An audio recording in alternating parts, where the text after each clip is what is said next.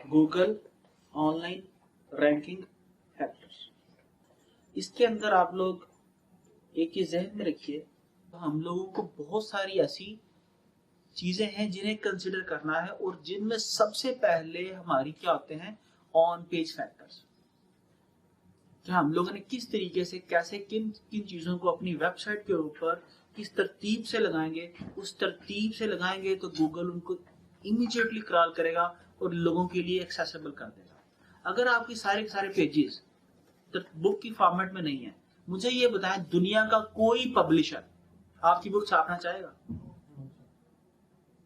मतलब आपने बुक लिखी लेकिन आपने उस पूरी बुक की तरतीब नहीं लिखी, पेजेस नंबर ही नहीं लिखे, चैप्टर्स ही नहीं लिखे, हेडिंग्स ही नहीं लिखी, तो दुनिया का कोई भी पब्लिशर आपकी बुक छापना नहीं चाहेगा। ये सेम इसी तरह के स्टैंडर्ड्स जो हैं हम लोगों के वेबसाइट्स के भी ऊपर है। हम लोग वेबसाइट बिल्ड करते हैं, वेबसाइट बिल्ड करने के बाद हम लोग उसको अबंडेंट छोड़ देते हैं। बस ये हमने वेबसाइट जो है ना वो रखी हुई है, भाई उस वेबसाइट का कोई फायदा नहीं है। आप वो वैसे ही है जैसे आपने एक इमेजिनरी, आप सुबह पेपर उठें और पेपर पे स्टोरी लिखना शुरू कर दें और उसके बाद वो पेपर फेंक दें, उसका कोई फायदा नहीं है। तो जब भी आपने एक अच्छी वेबसाइट बनानी है, उन तमाम चीजों का ख्याल रखना है जिनको मद्देनजर रखेंगे आप, तो आपकी वेबसाइट प्रॉपर रैंक करेगी और गूगल के नंबर 1 पेज के ऊपर और नंबर 1 रैंक कर सकती है। और कोई भी वेबसाइट जब नंबर 1 रैंक करती है तो आप उसके साथ आप अंदाजा भी नहीं कर सकते कि उसके साथ नंबर 1 रैंक होते आपकी बिजनेस जो है ना उसके अंदर क्या असर पड़ता है, क्या इम्पैक्ट क्रिएट करता है किसी भी कीवर्ड के साथ नंबर 1 पोजीशन पे आ जाना। नंबर 3 के ऊपर जो बिजनेस है वो जब नंबर 1 के ऊपर उसी कीवर्ड से आता है तो बिजनेस डबल हो जाता है। ठीक है, ये मैं अपने आप एक्सपीरियंस से बता रहा हूं। अब इसमें सबसे इंपॉर्टेंट है आपका कीवर्ड इन टाइटल टैग। मैं आपको कीवर्ड समझा चुका हूं। कीवर्ड मतलब खुल जा Samsung. That's very very important thing to understand. आप ये देखो, इस मेन वेबसाइट का ना आप समझ लें कीवर्ड क्या है, टर्न द शिप अराउंड। अब इस कीवर्ड से इजीली कोई भी समझ जाएगा कि यार ये किसी कॉर्पोरेशन की अगर कोई डिस्क्रिप्शन पढ़ लेगा या किसी बड़ी चीज को जो है ना किसी पॉजिटिव स्ट्रीम में लेके जाने वाली भी बुक है। ठीक है, इसी तरह अब इसके अंदर क्या है, कीवर्ड्स इन टाइटल टैग। अब आप किसी भी कोई पेज अपना बिल्ड करते हो, कोई प्रोडक्ट बेचना चाहते हो, ठीक है, जिस तरह हम लोग ये ऑथर ने इस बुक को बेचा, तो उस बुक का टाइटल ही ना हो। सपोज ये बुक जो है ना बगैर टाइटल के हो, या ये प्रोमिनेंट ना लिखा हो, कलरफुल ना लिखा हो, क्या इफेक्ट क्रिएट करेगा आपके ऊपर। ठीक है, तो ये आपने जहन में रखना है कि जिस कीवर्ड को हम लोग टारगेट कर रहे हैं, जिस कीवर्ड से हम लोग रैंक करना चाहते हैं, वो कीवर्ड आपकी कैटेगरी में या आपकी अगर आप जो भी आपका लैंडिंग पेज है, आपका वो प्रोडक्ट पेज है, कैटेगरी पेज है या आपका होम पेज है, जहां पर भी आप उसको उस कीवर्ड से वो लैंडिंग पेज रैंक करना चाहते हो, तो उसके लिए आपको जरूरी है कि उसका टाइटल टैग उसके टाइटल में जरूर हो। एक दो पॉपुलर टाइटल टैग दिखाइएगा, यहाँ पर आइएगा जरा। हम लोगों ने मॉस के ऊपर है और पंजाब यूनिवर्सिटी, मैंने पंजाब यूनिवर्सिटी के ऊपर कुछ अर्सा पहले एक छोटी सी वीडियो बनाई थी, तो बहुत सारे लोगों ने इतराज किया था जी कि ये रिस्पॉन्सिव है।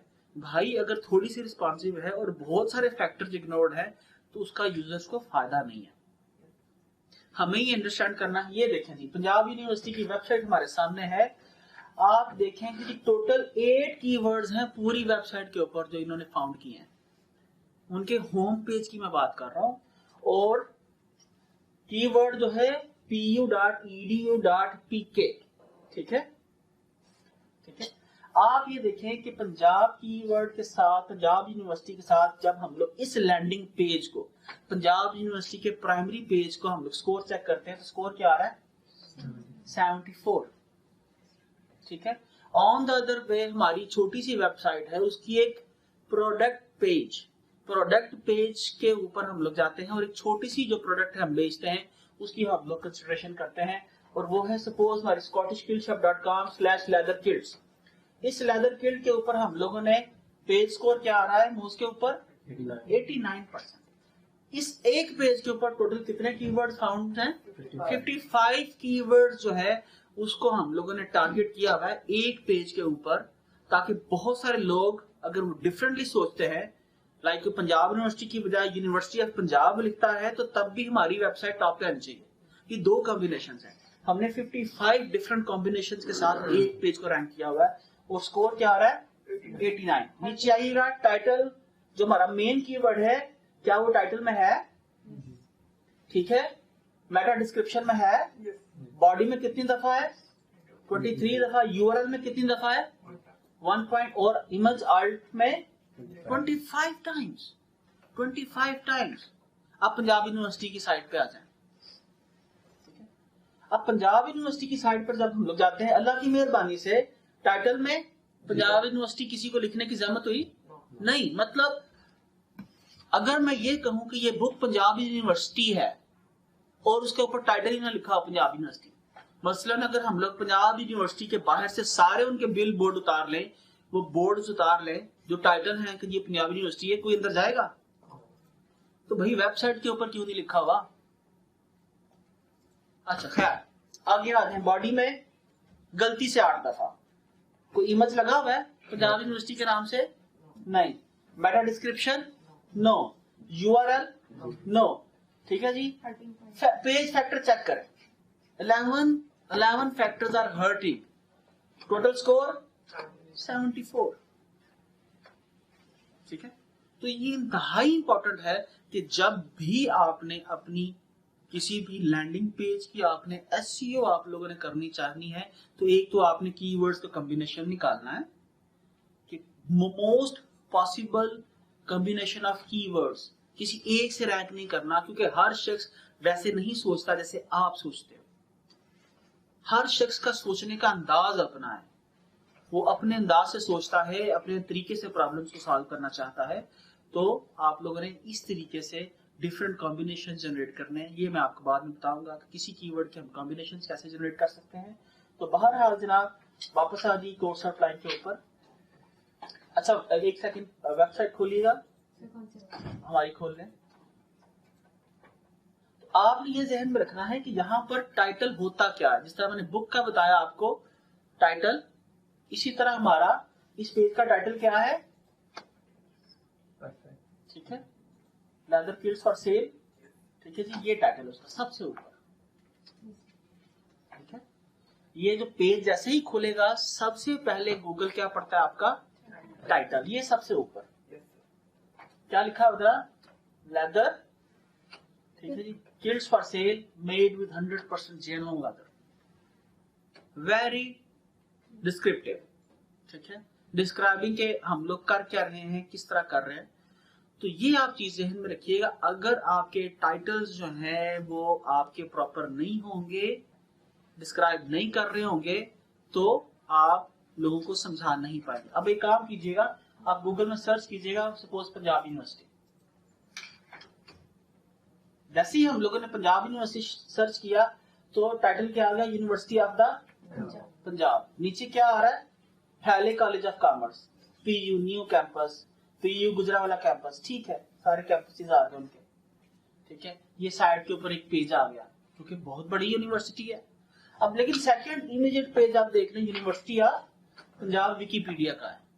ठीक है, आज से कुछ अर्सा पहले जब हम पंजाब यूनिवर्सिटी लिखते थे तो इंडिया की साइट वेबसाइट जो थी ना पंजाब यूनिवर्सिटी की, वो टॉप पे आती थी। खैर, ये थैंक्स टू गूगल कि उन्होंने रीजनल सर्च कर दी। ये पाकिस्तान में बैठ के जब हम लोग सर्च करेंगे पंजाब यूनिवर्सिटी तो हमारी ही आएगी, अदरवाइज आज भी शायद इंडिया की आती।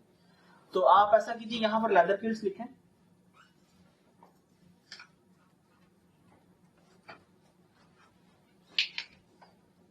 ठीक है, नीचे आइए, अब इसे ऊपर करें। नंबर 1 देखें कि हमारे इमेजेस टॉप सर्चेस के अंदर, ये भी हमारा इमेज है, ये भी हमारा इमेज है, ये भी हमारा इमेज है, ये भी हमारा इमेज है। ठीक है, अब आप उसके ऊपर देखें कि क्या हमारा जो टाइटल है मोर डिस्क्रिप्टिव नहीं है? टाइटल किस कंपनी के नाम से है, उसका लैंडिंग यूआरएल क्या है, उसकी पूरी डिटेल क्या है, ठीक है। तो इस तरीके से आप जितना आप अगर अपना लैंडिंग पेज अच्छा रखेंगे, अमूमी तौर के ऊपर हम लोग सॉरी टाइटल के ऊपर, तो जितना आपका टाइटल जो है वो बेहतर होगा, उसके ऊपर आपने डिस्क्राइब किया होगा कि उस लैंडिंग पेज में क्या है, तो गूगल याद रखिएगा जब भी इस पेज को स्क्रॉल करेगा सबसे पहले क्या पढ़ता है, टाइटल। और सर्च के अंदर यानी कि ये जो आपके सामने रिजल्ट्स आ रहे हैं, इसके अंदर सबसे प्रोमिनेंट पोजीशन किसकी है, पेज टाइटल। ठीक है जी, आगे चलते हैं।